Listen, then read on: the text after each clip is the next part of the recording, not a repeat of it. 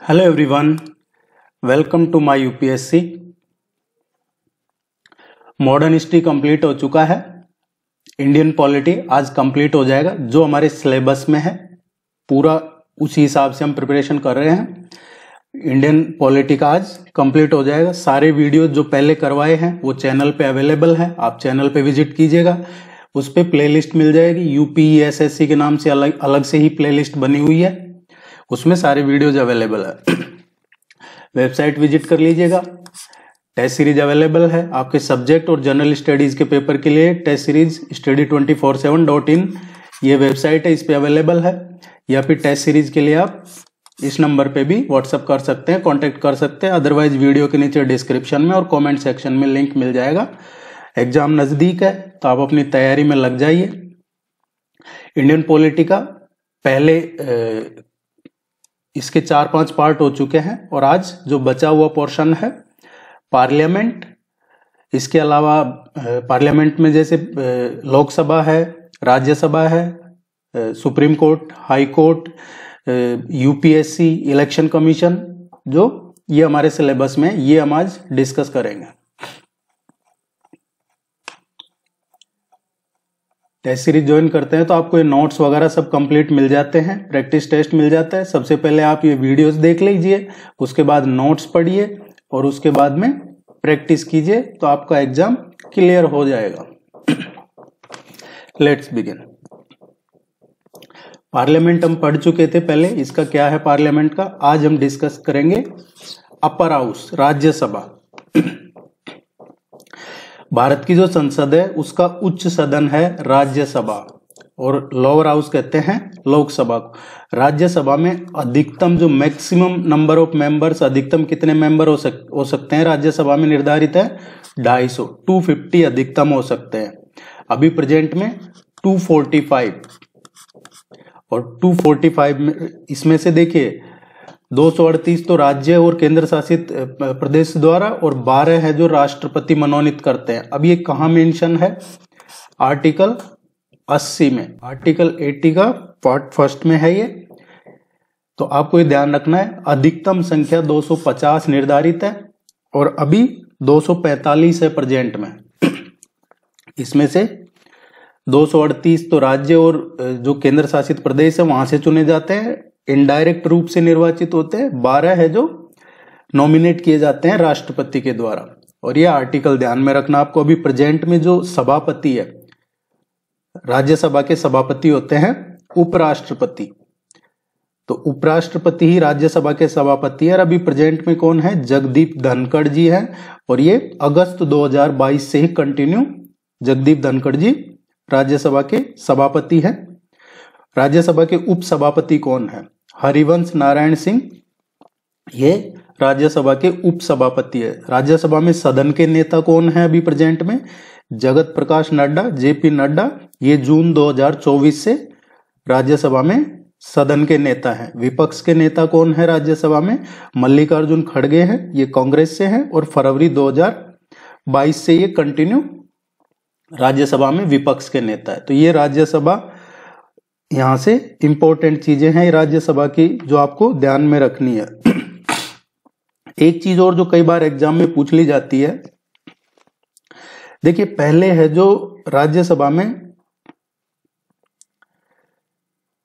इसमें क्या था कि लीडर ऑफ ऑपोजिशन जो विपक्ष के नेता का पद होता है, लीडर ऑफ ऑपोजिशन जो विपक्ष के नेता का पद होता है उसका कोई मतलब ही नहीं था, राज्यसभा में हुआ ही नहीं करता था। 1969 की बात करें चाहे 70 की बात करें, उस टाइम पे वास्तविक अर्थ में विपक्ष का कोई नेता था ही नहीं। लेकिन बाद में 1977 में, 1977 में इसको संसद में विपक्ष के नेता को एक मान्यता दी गई और आधिकारिक मान्यता दी गई जो 1977 से चालू हुआ है। उससे पहले देश आजाद 47 से हुआ, 47 से 77 तक कोई आधिकारिक मान्यता थी नहीं, कोई था नहीं।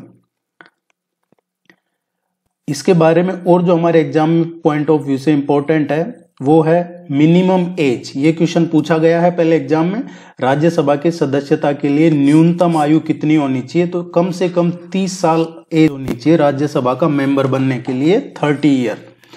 पहले जैसे हमने डिस्कस किया, राज्यसभा एक परमानेंट हाउस है, स्थायी सदन है, इसको भंग नहीं किया जा सकता राज्यसभा को। इसके जो सदस्य होते हैं उनका कार्यकाल 6 साल का होता है। जैसे लोकसभा है उसका 5 साल का होता है, राज्यसभा का 6 साल का होता है।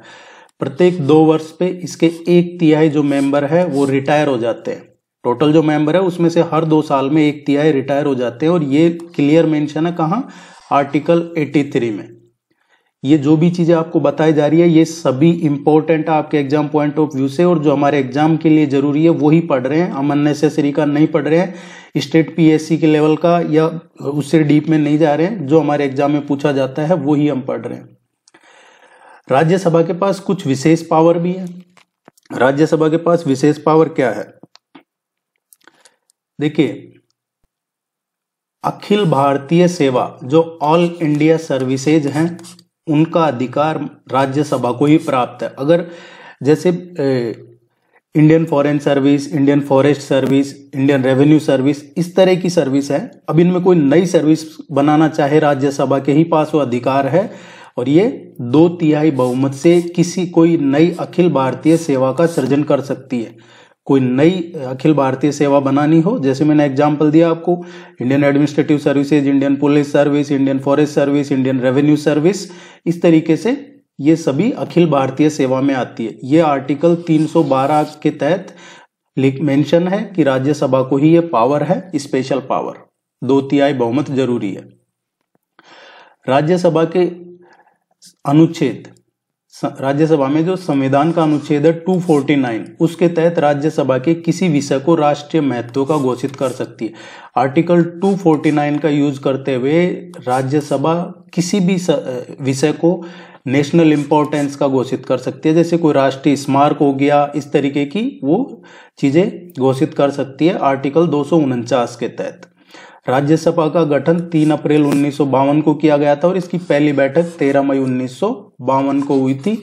इससे बाहर राज्यसभा से क्वेश्चन आता नहीं है। जनरली जो क्वेश्चन आता है या तो ऑल इंडिया सर्विसेज के आर्टिकल 312 का पूछा जाता है, या फिर जो एज क्राइटेरिया है वो पूछा जाता है, या फिर स्टेटमेंट बेस्ड क्वेश्चन आता है। तो इसमें कई बार कंफ्यूज करने के लिए लिख दिया जाता है कि हर 2 साल पे 2/3 मेंबर सेवानिवृत्त होते हैं, जबकि ऐसा नहीं है। हर 2 साल पे 1/3 सदस्य, 1/3 मेंबर, हर 2 साल में इसके 1/3 मेंबर रिटायर हो जाते हैं। तो इस तरीके से यही क्वेश्चन पूछे जाते हैं राज्यसभा से। किसी स्टेट वाइज लिस्ट नहीं बनानी है किस राज्य में कितने राज्यसभा मेंबर हैं, आप चाहते हैं तो बना सकते हैं, लेकिन ऐसा कभी पूछा नहीं जाता है। अब लोअर हाउस की बात करें, लोकसभा की, लोकसभा निम्न सदन होता है और इसकी अधिकतम संख्या है जो 530 + 20 निर्धारित की गई है। लोकसभा की अधिकतम संख्या कितनी निर्धारित की गई है, 550 निर्धारित की गई है। लेकिन अभी इसमें है कितने,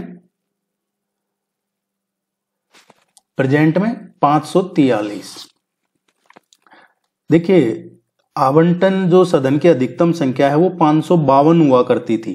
पहले कितनी हुआ करती थी लोकसभा में, 552, ये 552 हुआ करती थी 1952 से और 2020 के बीच में यही रही है, जिसमें से 552 में से 543 तो निर्वाचित सदस्यों के चुनाव होते थे, 543 सीटों पे चुनाव होते थे, और बाकी ये जो नॉमिनेट या इस तरीके से किए जाते थे।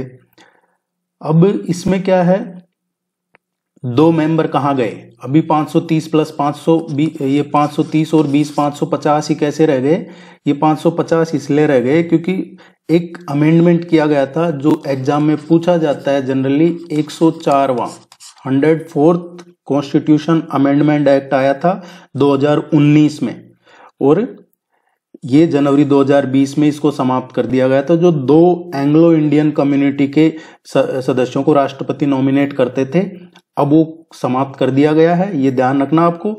104वां संविधान संशोधन अधिनियम 2019 जो जनवरी 2020 से में लागू हुआ था, और उसके बाद से 2 एंग्लो इंडियन कम्युनिटी के सदस्यों को नॉमिनेट किया जाता था, वो नहीं किया जाता।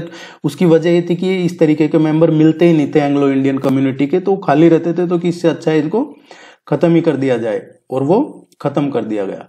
लोकसभा का जो कार्यकाल होता है जनरली 5 साल का होता है। मंत्रिपरिषद लोकसभा के प्रति सामूहिक रूप से उत्तरदायी होती है। मंत्रिपरिषद है जो लोकसभा के प्रति सामूहिक रूप से उत्तरदायी होते हैं। ये हमने जब ऊपर प्राइम मिनिस्टर का पढ़ रहे थे, जब पढ़ा था, आर्टिकल 75(3) में लिखा हुआ है कि जो council of minister is collectively responsible for the Lok Sabha. तो मंत्रिपरिषद लोकसभा के प्रति सामूहिक रूप से उत्तरदायी होते हैं। ये आर्टिकल 75(3) में लिखा हुआ है और ये एग्जाम में ज्यादातर पूछा जाता है।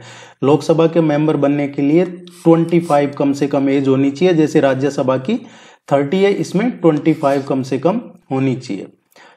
लोकसभा अध्यक्ष और उपाध्यक्ष है। अनुच्छेद 93 के अनुसार लोकसभा अपने सदस्यों में से एक अध्यक्ष और एक उपाध्यक्ष का, जो मेंबर होते हैं लोकसभा के जो चुनाव जीत के आते हैं, उनमें से ही एक अध्यक्ष और एक उपाध्यक्ष का चुनाव करती है और ये आर्टिकल 93 में कहा गया है। ये सभी जानते हैं, राष्ट्रपति उपराष्ट्रपति को और उपराष्ट्रपति राष्ट्रपति को त्यागपत्र दे सकते हैं। उसी तरह से अध्यक्ष उपाध्यक्ष को और उपाध्यक्ष अध्यक्ष को अपना त्यागपत्र दे सकता है।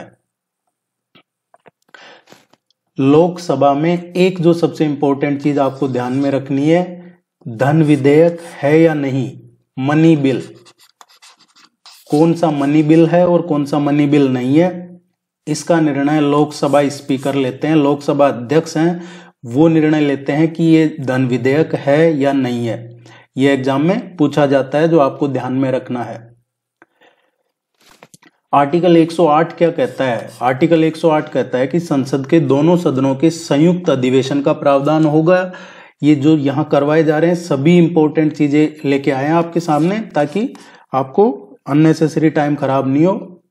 पार्लियामेंट की जॉइंट सिटिंग होगी, आर्टिकल 108 कहता है ये। किसी साधारण विधेयक पर संसद के दोनों सदनों में गतिरोध की स्थिति में संयुक्त अधिवेशन राष्ट्रपति द्वारा बुलाया जाता है। जैसे एग्जाम्पल के तौर पे देखा जाए, जीएसटी रात को 11-12 बजे वो पास हुआ था जीएसटी, तो उस टाइम पे पार्लियामेंट का जॉइंट संयुक्त अधिवेशन राष्ट्रपति द्वारा बुलाया गया था आर्टिकल 108 के तहत। लोकसभा अध्यक्ष दोनों सदनों के संयुक्त अधिवेशन की अध्यक्षता करते हैं और लोकसभा अध्यक्ष है, ये दोनों सदनों के संयुक्त अधिवेशन की अध्यक्षता करते हैं। ये आर्टिकल 118 में कहा गया है। अब कुछ यहां इंपॉर्टेंट चीजें दे रखी है, जैसे पहले लोकसभा अध्यक्ष कौन थे? तो पहले लोकसभा अध्यक्ष थे जीवी मावलंकर, पहले लोकसभा अध्यक्ष थे, और उपाध्यक्ष ये थे। पहली महिला लोकसभा अध्यक्ष मीरा कुमार थी। इसके अलावा जो नए सदस्यों को शपथ दिलाने, अध्यक्ष के पद के निर्वाचन का संचालन करने के लिए अस्थायी तौर पर नियुक्त किया जाता है, उसे प्रोटेम स्पीकर कहा जाता है। तो प्रोटेम स्पीकर कौन होते हैं? जो जिनका काम होता है, जो नए मेंबर चुन के आते हैं उनको शपथ वगैरह दिलाने का जो काम करते हैं, वो प्रोटेम स्पीकर कहा जाता है। क्षेत्रफल की दृष्टि से सबसे बड़ा लोकसभा क्षेत्र लद्दाख है और सबसे छोटा चांदनी चौक है। कंफ्यूज नहीं होना, कई बार आप लोग कमेंट करते हैं कि नहीं ये सही नहीं है, यहां कहा गया है क्षेत्रफल की दृष्टि से। इसके अलावा पॉपुलेशन वाइज देखा जाए तो पॉपुलेशन वाइज है जो इसमें तेलंगाना का है मलकानगिरी, ये पॉपुलेशन वाइज सबसे बड़ा है, और सबसे छोटा पॉपुलेशन वाइज देखा जाए तो लक्षद्वीप है। एरिया वाइज सबसे बड़ा लद्दाख, पॉपुलेशन वाइज मलकानगिरी है, और सबसे छोटा चांदनी चौक है एरिया वाइज, और पॉपुलेशन वाइज लक्षद्वीप है।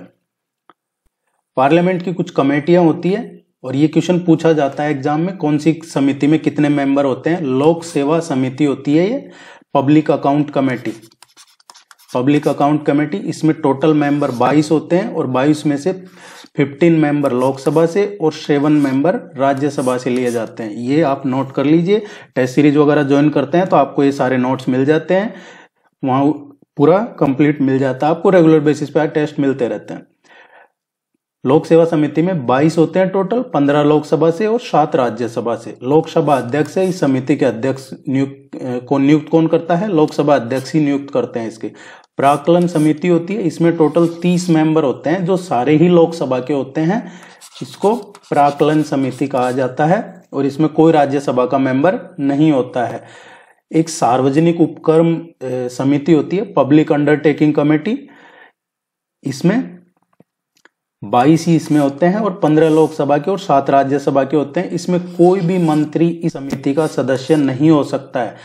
जो पब्लिक अंडरटेकिंग कमेटी है, सार्वजनिक उपक्रम समिति, इसमें मंत्री कोई सदस्य नहीं हो सकता है इसका। एक जो चीज, कुछ इंपॉर्टेंट टर्मिनोलॉजी है, शून्यकाल किसे कहते हैं, इसका कॉन्स्टिट्यूशन में कहीं जिक्र नहीं है, संविधान में शून्यकाल कहीं भी मेंशन नहीं है। ये सदन के जो दोनों सदनों में प्रश्नकाल के बाद जो क्वेश्चन आवर्स होता है, उसके बाद में क्वेश्चन आवर के बाद में 12 से 1 बजे के बीच का जो टाइम होता है उसको 0 आवर कहा जाता है, शून्यकाल कहा जाता है। यह आपको ध्यान रखना है, 12 से 1 के बीच का टाइम 0 आवर शून्यकाल कहा जाता है।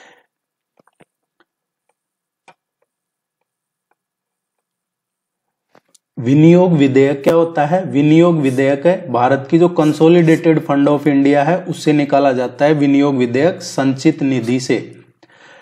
इसमें संचित निधि पर ये कोई इंपॉर्टेंट नहीं है। वित्त विधेयक, फाइनेंस बिल जो होता है, फाइनेंस बिल, वित्त विधेयक जो राजस्व और व्यय से संबंधित होता है उसको वित्त विधेयक कहते हैं। तो ये आपको ध्यान रखना है, वित्त विधेयक क्या होता है? कोई ऐसा विधेयक जो राजस्व और व्यय इससे संबंधित हो उसको फाइनेंस बिल कहते हैं। फिर आ गया है मनी बिल, धन विधेयक। मनी बिल और वित्त विधेयक में कंफ्यूज नहीं होना है। धन विधेयक क्या होता है? धन विधेयक अनुच्छेद 110 के खंड के तहत जो संबंधित विषय हैं उनसे संबंधित होता है, ये धन विधेयक कहलाता है। इसे केवल लोकसभा में ही पेश किया जाता है। जैसा हमने ऊपर पढ़ा, कौन सा बिल मनी बिल है और कौन सा बिल मनी बिल नहीं है, ये डिसाइड कौन करते हैं? लोकसभा स्पीकर करते हैं, लोकसभा अध्यक्ष करते हैं। इसलिए इसको केवल लोकसभा में ही पेश किया जाता है और ये आर्टिकल 110 में आता है। अब हम बात कर लेते हैं किसकी? सुप्रीम कोर्ट की। सुप्रीम कोर्ट की बात करते हैं।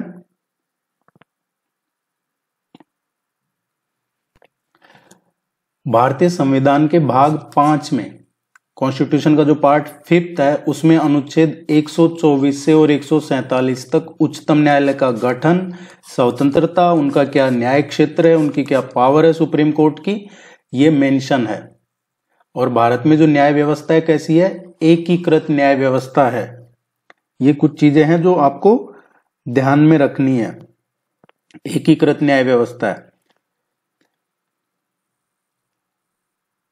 आर्टिकल 124 कहता है इसके तहत उच्चतम न्यायालय की स्थापना और गठन। तो सुप्रीम कोर्ट की स्थापना, सुप्रीम कोर्ट के गठन से संबंधित जो प्रावधान है वो आर्टिकल 124 में मेंशन है। उच्चतम न्यायालय में ये संशोधन अधिनियम लाया था 2019 में और न्यायाधीश पहले 30 हुआ करते थे, अब टोटल 33 कर दी गई है। तो ये उच्चतम न्यायालय संशोधन अधिनियम 2019 लाया गया था, जिसमें पहले टोटल 30 हुआ करते थे, अब 33 कर दिए, अब 33 तो जज और 1 CJI, तो टोटल 34 हो गए। और प्रेजेंट में 34 ही है, मुख्य न्यायाधीश और 33 अदर जजेज। सभी जानते हैं हाई कोर्ट और सुप्रीम कोर्ट के जजों का अपॉइंटमेंट राष्ट्रपति करते हैं। हाई कोर्ट और सुप्रीम कोर्ट के जो जज हैं उनका अपॉइंटमेंट राष्ट्रपति करते हैं। यहां कंफ्यूज नहीं होना है। सुप्रीम कोर्ट की बात कर रहे हैं तो जो न्यूनतम एज है सुप्रीम कोर्ट का जज बनने की, वो कोई क्राइटेरिया डिसाइड नहीं किया गया है, जबकि लोकसभा और राज्यसभा के लिए क्राइटेरिया डिसाइड है कि कम से कम इतनी एज होनी चाहिए। लेकिन सुप्रीम कोर्ट के मामले में कोई न्यूनतम आयु निर्धारित नहीं की गई है। रिटायरमेंट की एज जरूर दे रखी है 65 ईयर। तो सुप्रीम कोर्ट में 65 ईयर और हाई कोर्ट में ये 62 होता है। वो कोई या तो देखिए, पद मुक्ति क्या है, या तो खुद इस्तीफा दे दें या फिर असमर्थ हो काम करने के लिए, या फिर एक इम्पीचमेंट लाया जाता है। इसमें कम से कम 2/3 बहुमत से पारित किया जाए और राष्ट्रपति के द्वारा हटाया जा सकता है सुप्रीम कोर्ट के जज को। एक जो इंपॉर्टेंट है इसमें, ये जरूर ध्यान रखिएगा, परामर्श क्षेत्राधिकार है। आर्टिकल 143 के तहत राष्ट्रपति को यह अधिकार है कि वो किसी भी सार्वजनिक महत्व के विषयों पर उच्चतम न्यायालय से सलाह ले सकते हैं। तो जो प्रेसिडेंट ऑफ इंडिया है वो सुप्रीम कोर्ट से किसी मामले में सलाह लेते हैं तो वो आर्टिकल 143 से जुड़ा हुआ है, ये मेंशन है इसमें। पुनर्विचार, सुप्रीम कोर्ट के पास रिव्यू पिटीशन डाला जाता है कि भाई आपने जो डिसीजन दिया है, उच्चतम न्यायालय को यह अधिकार है कि उसके दिए हुए जो निर्णय हैं उन पे वो फिर से विचार कर सके। तो अब आपने देखा होगा जैसे राम मंदिर का जो डिसीजन आया था उसके बाद में एक रिव्यू पिटीशन डाली गई थी, लेकिन एक्चुअल में प्रॉब्लम क्या होता है कि जो रिव्यू पिटीशन जाती है वो भी उसी बेंच के पास जाती है। ऐसा नहीं कि रिव्यू पिटीशन दूसरे जजेस के पास या किसी दूसरी बेंच के पास जाती है, तो ये पुनर्विचार याचिका वापस जाती है तो उन्हीं लोगों के, उन्हीं जजेस के पास जाती है जो जिन्होंने इस पे डिसीजन दिया हो। और ये आर्टिकल 137 है। अभिलेख न्यायालय, सुप्रीम कोर्ट को अभिलेख न्यायालय आर्टिकल 129 के तहत माना गया है। और अभिलेख न्यायालय का मतलब क्या होता है? इसका मतलब होता है कि आपको इसके निर्णय मानने होंगे और इसके निर्णय साक्ष्य के रूप में जाने जाएंगे कि भाई ये सबूतों के साथ फैसला आया है और आपको सबको ये मानने हैं। ये होता है अभिलेख न्यायालय। हाई कोर्ट की बात करें तो हाई कोर्ट का मेंशन है पार्ट 6 में। सुप्रीम कोर्ट का पार्ट 5 में था, वैसे हाई कोर्ट का पार्ट 6 में है। और आर्टिकल 214 से 231 तक राज्यों में उच्च न्यायालय का गठन हो, उनका क्षेत्राधिकार हो, उनकी क्या पावर्स है, इसके बारे में मेंशन है हाई कोर्ट का। मेरा रिक्वेस्ट है आप ये वीडियो को लाइक कीजिएगा, चैनल को सब्सक्राइब नहीं किया तो सब्सक्राइब कर लीजिए, क्योंकि मैं नहीं चाहता आपको वो दिखाया जाए कि आप में से लगभग 60+ % वो लोग हैं जो वीडियो देख रहे हैं। 60% काफी ज्यादा होता है जिन्होंने चैनल सब्सक्राइब नहीं कर रखा है। तो मेरी रिक्वेस्ट है आपसे, आप सपोर्ट कीजिए, चैनल को सब्सक्राइब कीजिए। उच्च न्यायालय के न्यायाधीशों की नियुक्ति भी राष्ट्रपति करते हैं। हाई कोर्ट और सुप्रीम कोर्ट दोनों के जो जजेज हैं उनका अपॉइंटमेंट प्रेसिडेंट करते हैं, राष्ट्रपति करते हैं। जैसे हमने पढ़ा था सुप्रीम कोर्ट की 65 है, वैसे हाई कोर्ट के जो जजेज होते हैं उनकी अधिकतम आयु सीमा 62 होती है। सुप्रीम कोर्ट में 65 और हाई कोर्ट में 62 ईयर जजेस का रिटायरमेंट की उम्र होती है। बाकी ये कभी भी अपना त्यागपत्र राष्ट्रपति को जब चाहे दे सकते हैं। जैसे सुप्रीम कोर्ट एक अभिलेख न्यायालय होता है, वैसे ही आर्टिकल 215 के अकॉर्डिंग प्रत्येक उच्च न्यायालय भी एक अभिलेख न्यायालय होता है। अभिलेख न्यायालय क्या होता है हम ऊपर डिस्कस कर चुके हैं कि इसका डिसीजन आपको मानना होता है। प्रेजेंट में 25 हाई कोर्ट हैं देश में, और 1862 में सबसे पहले कलकत्ता, बंबई और मद्रास हाई कोर्ट की स्थापना की गई थी, जो ब्रिटिशर्स के टाइम पे हुई थी। अभी प्रेजेंट में 25 हाई कोर्ट है। और 25वां जो हाई कोर्ट है वो कौन सा है? अमरावती 25वां हाई कोर्ट है। अमरावती है ये। अमरावती अभी आप सभी जानते हैं ये महाराष्ट्र में है। 25वां न्यायालय स्थापित किया गया था 1 जनवरी 2019 को। उच्च न्यायालय की क्या पावर होती है हाई कोर्ट की? जैसे सुप्रीम कोर्ट में आर्टिकल 32 है रेट लगाने का, वैसे ही हाई कोर्ट में आर्टिकल 226 है। इसके तहत फंडामेंटल राइट्स या अन्य जो राइट्स हैं उनकी रक्षा के लिए हाई कोर्ट में रिट लगाने का अधिकार है। तो ये पूछा जाता है एग्जाम में कई बार। सुप्रीम कोर्ट में आर्टिकल 32 और हाई कोर्ट में आर्टिकल 226 रिट लगाने का अधिकार है। आप अपने अधिकारों के लिए सीधे हाई कोर्ट और सुप्रीम कोर्ट जा सकते हैं। ये है attorney general of India. Attorney general महान्यायवादी एवं महाधिवक्ता अटॉर्नी जनरल। इसमें जो पूछा जाता है या तो पूछ लिया जाता है कि अभी प्रेजेंट में अटॉर्नी जनरल ऑफ इंडिया कौन है, या फिर पूछा जाता है आर्टिकल पूछा जाता है इसका। तो आपको ये ध्यान रखना है आर्टिकल 76 में भारत के कॉन्स्टिट्यूशन में ये उल्लेख है कि भारत में एक महान्यायवादी होंगे और ये पहले लॉ ऑफिसर होते हैं भारत सरकार के। भारत सरकार कोई भी लॉ से विधि से संबंधित मामले होते हैं उन पे इनकी सलाह लेते हैं। जो राष्ट्रपति समय समय पर इनको निर्देश दे या सौंपे उनको भी ये काम करते हैं और ये गवर्नमेंट के फर्स्ट लॉ ऑफिसर होते हैं। अनुच्छेद 76 फर्स्ट के अनुसार उच्चतम न्यायालय के न्यायाधीश की योग्यता रखने वाले व्यक्ति को राष्ट्रपति महान्यायवादी पद पर नियुक्त करते हैं। तो जो अटॉर्नी जनरल ऑफ इंडिया है वो कौन बन सकता है? जिसके पास सुप्रीम कोर्ट का जज बनने की जिसकी एलिजिबिलिटी हो, जो सुप्रीम कोर्ट का जज बनने की योग्यता रखते हो, उनको अटॉर्नी जनरल बनाया जा सकता है और ये राष्ट्रपति के प्रसाद पर्यंत पद धारण करते हैं। अटॉर्नी जनरल इसी तरीके से देखिए, अटॉर्नी जनरल तो हो गई, इनकी सहायता के लिए एक सॉलिसिटर जनरल और एक एडिशनल सॉलिसिटर जनरल और होते हैं। अब राज्यों की बात की जाए तो राज्य में जैसे केंद्र में तो कह दिया कि आर्टिकल 76 के तहत एक अटॉर्नी जनरल ऑफ इंडिया होनी चाहिए, वैसे ही राज्यों में कौन होते हैं? एडवोकेट जनरल होते हैं, महाधिवक्ता होते हैं स्टेट गवर्नमेंट में। और ये अनुच्छेद 165 के तहत राज्य के महाधिवक्ता की व्यवस्था की गई है। तो आपको ये आर्टिकल ध्यान में रखना है। जैसे वो देश में सर्वोच्च विधि अधिकारी होते हैं, वैसे ये किसी स्टेट में सर्वोच्च विधि अधिकारी एडवोकेट जनरल होते हैं। अभी बात करते हैं हम कैग की। ये क्वेश्चन पूछा जाएगा एग्जाम में, आप मान के चलिए कैग का क्वेश्चन 100% आपके एग्जाम में आने की पॉसिबिलिटी है। आपसे आर्टिकल 148 पूछा जा सकता है कि राष्ट्रपति नियुक्ति करते हैं कैग की, भारत में एक नियंत्रक एवं महालेखा परीक्षक होगा। तो ये कौन सा आर्टिकल कहता है? Controller and auditor general of India. CAG क्या होता है? Controller and auditor general of India होता है। और ये आर्टिकल 148 में लिखा हुआ है कि राष्ट्रपति नियुक्ति करेंगे, भारत में एक कैग होगा। कैग का जो टेन्योर होता है 6 साल का होता है या फिर 65 साल की आयु। अगर 65 ईयर की एज हो गई और 6 साल नहीं भी होते हैं तो भी वो रिटायर हो जाते हैं, या फिर 65 ईयर की एज हो गई तो रिटायर हो जाते हैं। जो भी पहले होता है वो देखा जाता है, या तो उनका 6 साल का काम हो गया हो या 65 साल की आयु हो गई हो। केंद्र सरकार के जो लेखा से संबंधित रिपोर्ट है वो राष्ट्रपति को देते हैं, और राज्य सरकार के लेखा से संबंधित रिपोर्ट है वो राज्यपाल को देते हैं। तो कैग सेंट्रल गवर्नमेंट और स्टेट गवर्नमेंट दोनों के लेखा से संबंधित रिपोर्ट देखते हैं।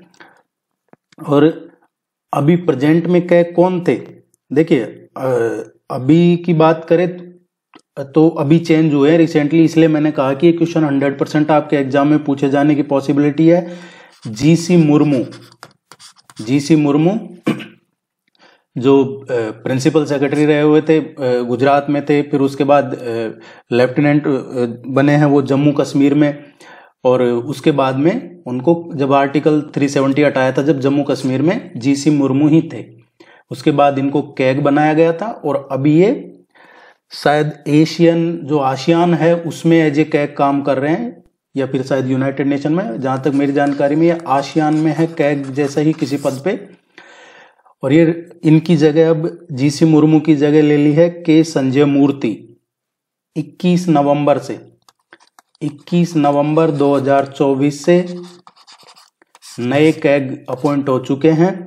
के संजय मूर्ति ये आईएएस ऑफिसर हैं। के संजय मूर्ति अब भारत के नए कैग बन गए हैं।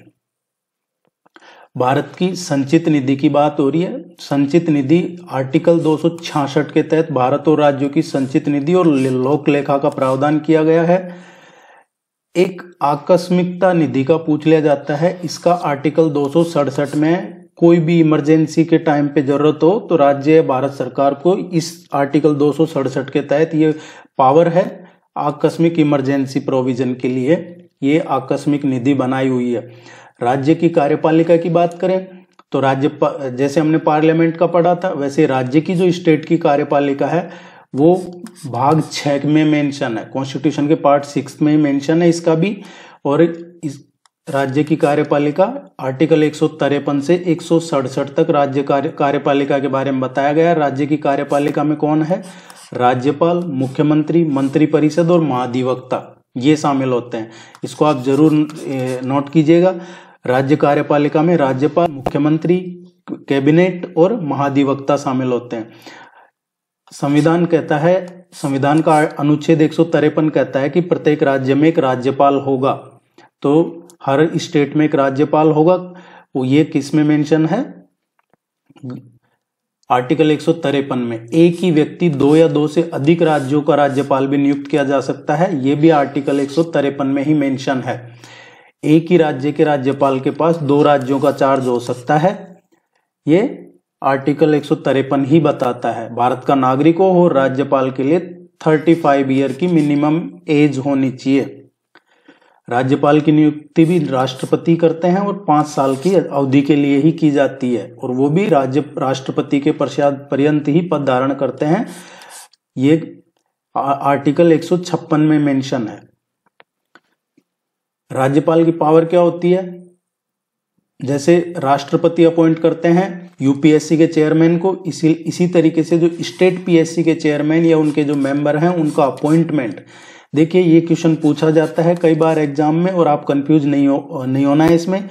जो यूपीएससी है, यूनियन पब्लिक सर्विस कमीशन, संघ लोक सेवा आयोग, जो उसके चेयरमैन और मेंबर्स को अपॉइंट करने का काम होता है राष्ट्रपति का। जबकि जो स्टेट में Lok Sabha, state public service commission है, जैसे Uttar Pradesh public service commission है, उसके जो अध्यक्ष और उसके जो मेंबर हैं उनका अपॉइंटमेंट कौन करते हैं? राज्यपाल करते हैं। लेकिन उनको हटाने की पावर राज्यपाल के पास नहीं है, हटाने की पावर सिर्फ राष्ट्रपति के पास ही है। जो स्टेट में जो यूनिवर्सिटी के जो डीन, जो वाइस चांसलर वगैरह हैं, उनका अपॉइंटमेंट भी राज्यपाल ही करते हैं। राज्यपाल राज्य के उच्च सदन कौन सा होता है? विधान परिषद। ये सभी जगह मौजूद नहीं है, जैसे उत्तर प्रदेश में विधान परिषद है लेकिन मध्य प्रदेश में नहीं है। उनका अपॉइंटमेंट भी यही करते हैं, नॉमिनेट करते हैं। 1/6 मेंबर्स को नॉमिनेट करते हैं ये। और ये जो 1/6 मेंबर हैं ये साहित्य, कला, विज्ञान, समाज सेवा, सहकारिता के यह विशेष ज्ञान व अनुभव रखते हों। ये राज्यपाल के पास पावर है।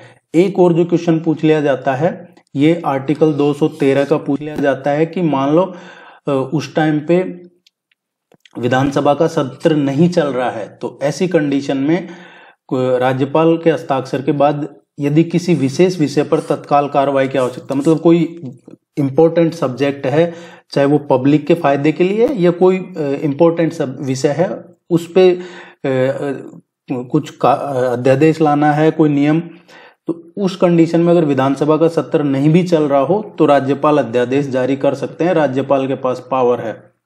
अनुच्छेद 200 के अनुसार राज्यपाल किसी विधेयक पर अनुमति देते हैं, रोक लेते हैं, राष्ट्रपति के पास विचार के लिए। देखिए कई बार क्या होता है कि स्टेट गवर्नमेंट है, विधानसभा में कोई बिल पास कर लेते हैं लेकिन राज्यपाल उस बिल को रोक देते हैं। अभी जैसे कोई पंजाब विधानसभा का था केस जो सुप्रीम कोर्ट में गया था, तो उसमें राज्यपाल कहते हैं भाई हमारे पास यह आर्टिकल 200 के अकॉर्डिंग हमने परमिशन नहीं दी और राष्ट्रपति के पास विचार के लिए सुरक्षित रखा हुआ है, या तो उसको रोक लेते हैं या राष्ट्रपति के पास उसको विचार करने के लिए भेज देते हैं। मुख्यमंत्री है, राज्य के मंत्री परिषद के प्रधान होते हैं मुख्यमंत्री, और इनका अपॉइंटमेंट नियुक्ति राज्यपाल करते हैं। आर्टिकल 164(2) के अनुसार मंत्री परिषद सामूहिक रूप से विधानसभा के प्रति उत्तरदायी है। जैसे हमने 2 बार 3 बार पहले पढ़ लिया है। 75(3) क्या कहता है कि जो लोकसभा की मंत्री परिषद हो सामूहिक रूप से लोकसभा के प्रति जिम्मेदार है, इसी तरीके से मंत्री परिषद विधानसभा के प्रति उत्तरदायी होते हैं राज्य में। यह आर्टिकल 164(2) में लिखा हुआ है। राज्य विधायिका है, ये कोई इंपॉर्टेंट सीरियस नहीं है। ये आपका सिलेबस अब कंप्लीट हो गया है, पॉलिटी कंप्लीट हो गई है, मॉडर्न हिस्ट्री ऑलरेडी कंप्लीट हो चुकी है। इस नंबर पे आप कांटेक्ट करके टेस्ट सीरीज ज्वाइन कर सकते हैं। study247.in वेबसाइट पे जाके आप जनरल स्टडीज के लिए और आपके सब्जेक्ट के लिए टेस्ट सीरीज ज्वाइन कर सकते हैं, या फिर इस नंबर पे कांटेक्ट कर सकते हैं। मुझे उम्मीद है ये वीडियो आपको यूजफुल लगेगा, 100% आपके एग्जाम के लिए यूजफुल है। आप वीडियो को लाइक कीजिए, चैनल को सब्सक्राइब किए बिना मत जाइएगा और सपोर्ट कीजिए। Thank you very much, all the very best, good luck.